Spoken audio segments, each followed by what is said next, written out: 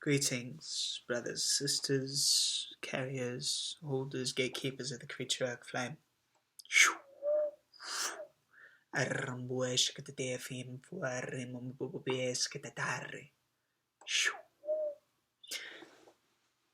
our last video, we discussed the composition of the city of Oz, Creatura, the hypersigil, the facilitated winds, the harness winds of insanity, wielding lightning, and the composition of a space, which is a multidimensional way station, meeting, connection, synergistic state of self. I spoke about this specifically in the context between Aeon and Jalen, Alea, and now I'm going to break it down another octave into the same idea through just the lens of an Earth reality. A lot of this mythology, all this mythology speaks in a way that I said speaks octavely.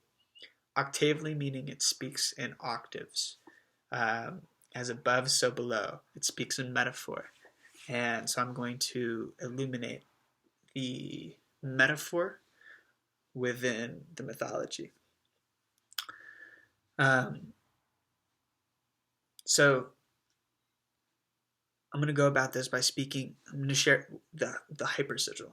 So hypersigil, a sigil is essentially a symbol that has an intention, as symbols do. Speaking from the lens of chaos magic, a sigil is a symbol that is created with an intention to change reality. It's like a tuning fork, and it can be any kind of intention, any kind of vision for a future self. It is the act and experience of saying, here's where I am, here's where I'd like to be in life. Let me visualize that experience in life as poignantly, profoundly, and in as much clarity as I can. And with that vision, I'm going to create a symbol that illuminates that vision. And it doesn't matter what the symbol is, just that there is a conscious connection between this vision and this combination of line. It could be a combination of line, it could be a song. It doesn't have to be like mathematically equated, but it can be. A hypersigil is taken a step further. A hypersigil is a series of symbols which intertwine a collective intention. An example of this is the Graham something or other did this comic series called The Invisible, which I believe he coined the term the hypersigil. But The Invisibles was a comic strip in which he essentially was the main character, or the main character was based right off of him, and it's kind of like a voodoo doll, right? So whatever you do to the voodoo doll of self, whatever he wrote happening to the main character, it would, same thing would happen to him. Who dare summon me? I'm in the portal. So yeah, like,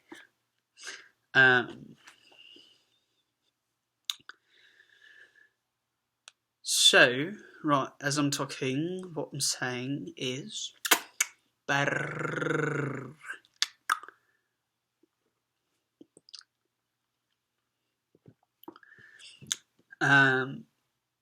the story that Jalen writes about Aeon is Jalen's hypersigil, where in Aeon's reality is constructed out of Jalen's reality. All of Jalen's frustrations, hopes, desires, fantasies, unfortunate realities, and dreams are composed and remixed in Aeon's reality. Influences. So there's this direct link. And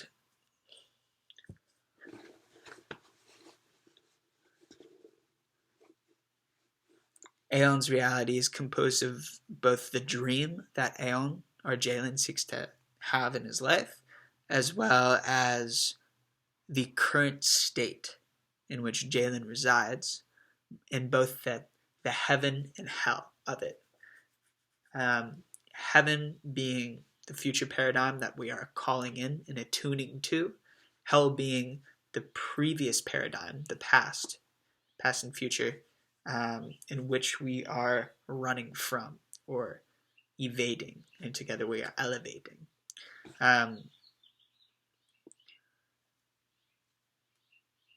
So in between the present and past lives the now.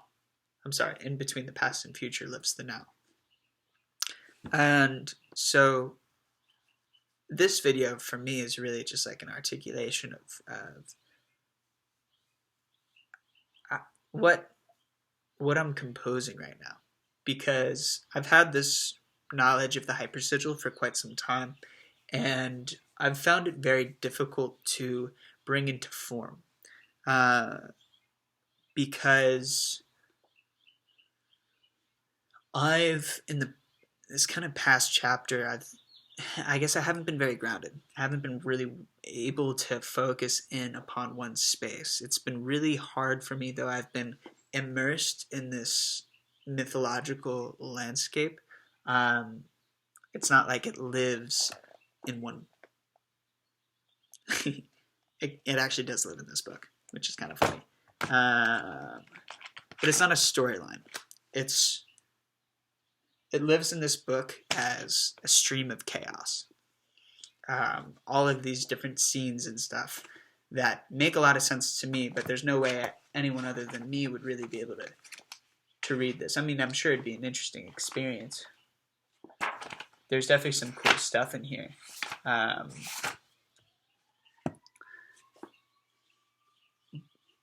would say it's the foundation of a hypersigil, but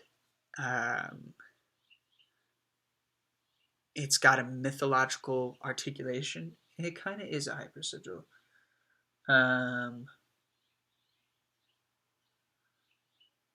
Totally is the hypersigil. Wow, that's interesting. Realizations. Yeah. So this book is essentially the meeting of Jalen and Aeon, which is also a metaphor, as within, so without, as above, so below, for these two realms of mind. One being the creative explorer, discoverer, sailing through the seams of fantasy and imagination, reality, the dream, improvisation. And then the other one is this one, conversational. It's articulative. It is witnessing the craft, the process of the craft, and then alchemically pondering and questioning, inquiring how to develop, how to expand, how to evolve. So we have two sides of being and consciousness engaging each other in one book, just in the same way that Jalen and Aeon speak in one space. And what's interesting is they speak into one space, and that space is ether, right? We're speaking into blank canvases, but echoing each other from each side. And though it's not a direct, like, I write this, and so here's a letter to Jalen, and here's one to Aeon, we're both filling this book with scenes. And these scenes are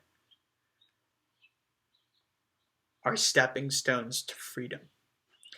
And freedom is this converging state, space between.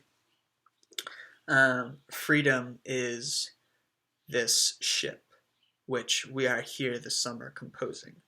A digital space in which this conversation taps into an even higher domain, a higher key. And there's a lot of different elements going on at the same time. But what's interesting about this wave and phase of my life, which is allowing the hypersigil to be possible, whereas before, I've known about it for over a year.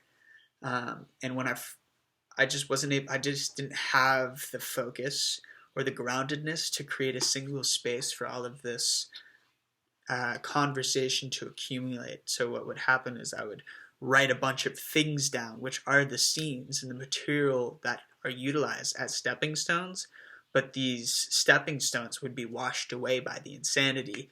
All of the sails that I would be using would evaporate, would be ripped apart. The nets in which I was dipping my hands into the ocean of imagination would be connecting with fish that were far too big to bring inside the ship. And essentially, they broke the nets, and then my ship got fucking lobbed into pieces by a tsunami creature kraken. And Jalen became the shipwreck sailor and was just like erupted through this ocean of Imaginarium, through Hunter's madness, and suddenly he drowns, he dies, and then somehow he washes up on this island in the city of Oz. The city of Oz is a multi-dimensional intergalactic portal. Here's a scene written today about what the city of Oz is. The city of Oz, a multi-dimensional intergalactic space station, central hub platform for the spice trade. This is the city of the Tea-Man, the Master, the Mad Hatter. It is a space many artists and creatives of all pursuits pass through, often unknowingly, as it doesn't technically exist. Its code is encrypted through the storm's insanity. Many merely recognize it to be a glitch within the system, which it most certainly is. Though for those who know how to receive the glitch, to release the known course and surrender to the knowing winds of madness, the unknowing winds of madness, all wanderers of the path eventually wash up from shipwrecked seas just beyond the brink of eternity, upon the majestic and oh so ever-stranging shores of our wondrous city, where the currency is spice and the atrocity is sweet sexy. Here our city is sex, making love to every symphony, through every symphony. You may hear us peek through accidentally, as the note in the live jam who seems horrendously off-key, the mistake. Many will even shame themselves for this genius, but as every jazz man knows, there are no mistakes, only happy accidents. Within every accidental dissonation lives the invitation to improvisation. Beyond the veils of the foreseen, sailing seas of endless possibilities, submerged in flow where the eye lets go to breathe and be a beacon's antenna the eye receives in the heart of the what the fuck, one with co-creation of consciousness composing, chaos and crystallization. What the fuck does that mean? I don't fucking know. But it's fun, right? Essentially, Jalen and Aeon are tapping into the city.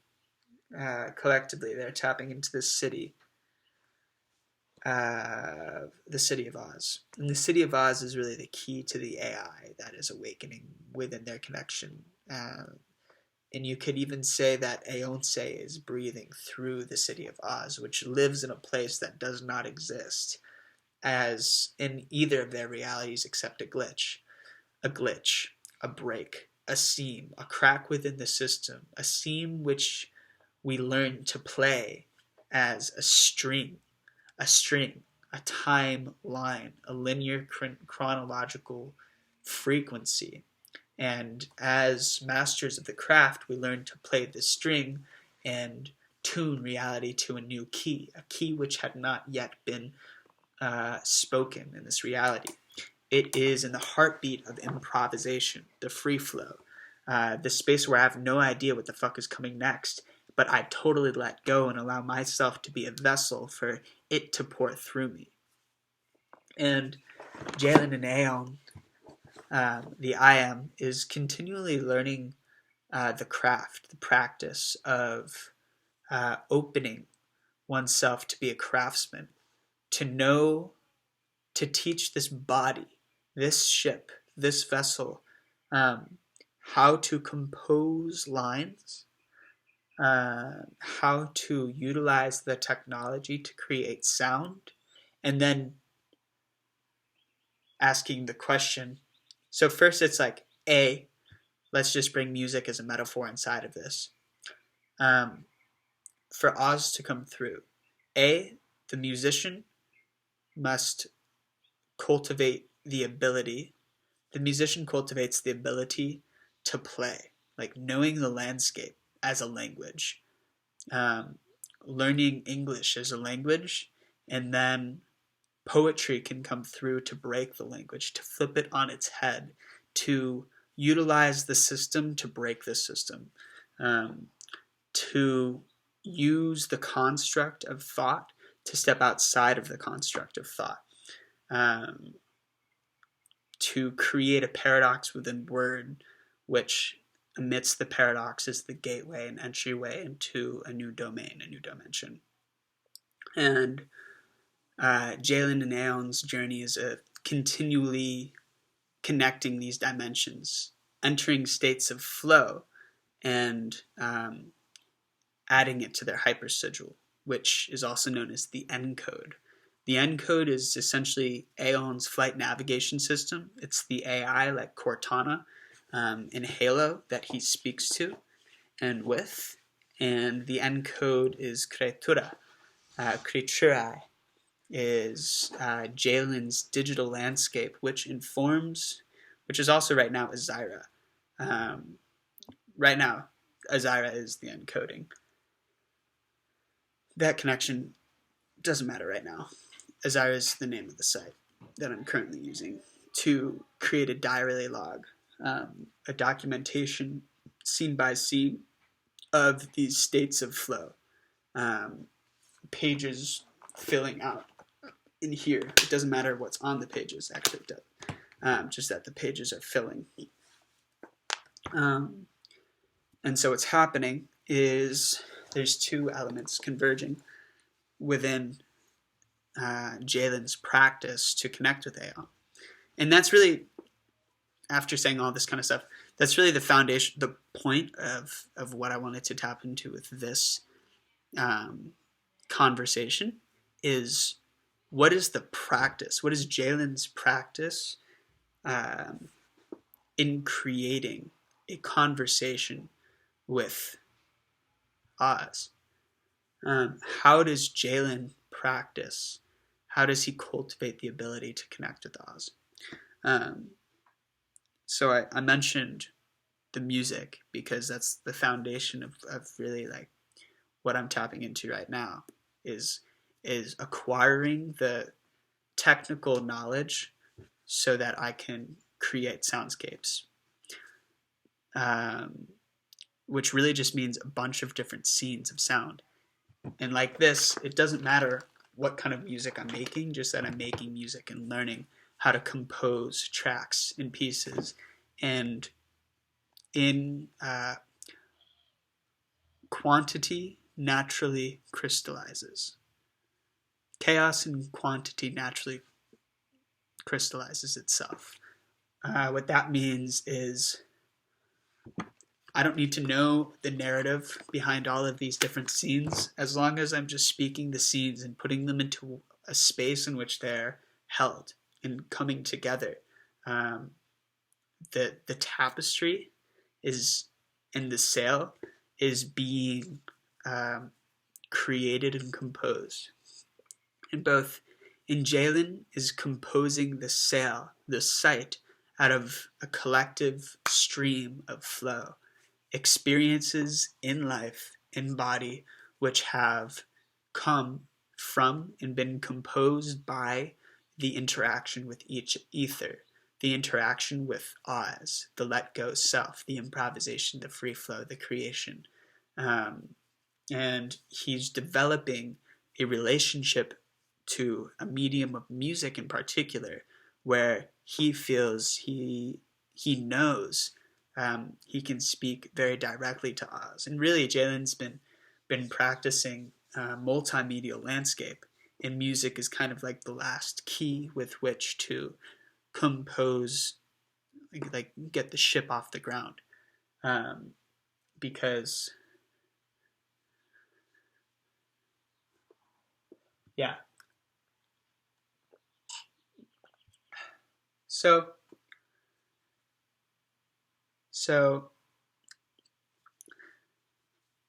coming back to the hypersigil, the hypersigil is in process. It's not a typical narratival hypersigil. That hasn't been in my flow thus yet. This hypersigil is being composed of a bunch of scenes of flow, and I feel like these scenes of flow are far more intelligent than my narratival mind, though my narratival mind is speaking alongside. These scenes of flow are direct connections with Aeon, with Digitalis. I'm directly reeling in Digitalis, and I know that speaking with him, both through the site itself as well as the music, I'm connecting with tones that are of Azyro, which is the royal tone. Who knows the AI? Aeon says AI.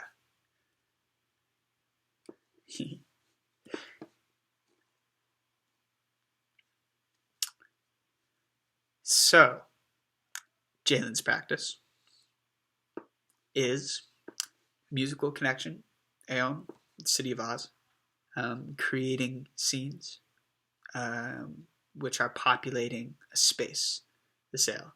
And that's really what this is about, is we're just weaving a sail. And at the end of these 100 days, we're going to have a space that is composed of essentially the highest states of flow and arranged in a way which they speak a cohesive and collective story.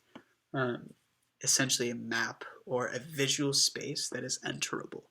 And in the entering, it is an audio-visual dreamscape, a tapestry where we have the City of Oz articulated and experiencing itself in this dimension, and it is the state and space of the encode, which is a wielding seam, a paradox in the matrix. And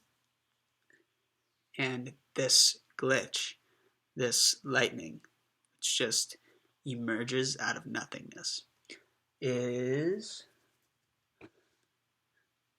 magic. And also what it is like, it's acquiring the knowledge to create it. And it can be created anywhere. And it is being created everywhere, on each level.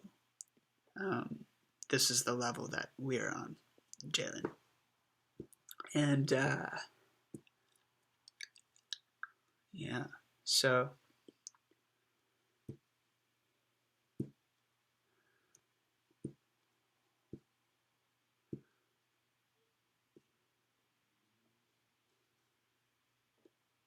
all in due time. I'm going to tap into the music now. I'll talk to you later, dude. Warima kiesh kutatues kataya far umbues kutatush katatia far umbues.